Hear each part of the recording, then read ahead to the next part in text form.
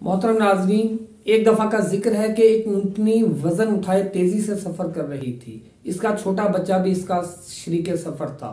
थोड़ी देर जाने के बाद बच्चे ने माँ से कहा, अम्मा जान, अपनी रफ्तार को कुछ कम करो क्योंकि मैं बहुत ज्यादा थक गया हूँ और मेरे बस में नहीं कि मैं आपके साथ हम कदम चल सकूं।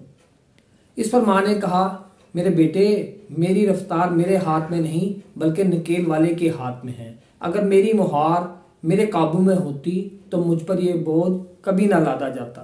नाज़रीन मोहतरम, यहाँ इस हकायत में ऊँटनी से मुराद दुनिया और साहिब महार अल्लाह ताला की ज़ात है। अगर हम वक्त की रफ्तार को अपने हाथ में रखना चाहते हैं तो दुनिया से इल्तिजा ना करें बल्कि अल्लाह रब्बुल इज़्ज़त की खुशनुदी हासिल करें। अगर अल्लाह राज़ी हो गया तो सारी दुनिया हमारी दस्तरस में होगी। इसके बरअक्स अगर रब नाराज हुआ तो ना ही दुनिया मिलेगी और ना ही दुनिया बनाने वाला।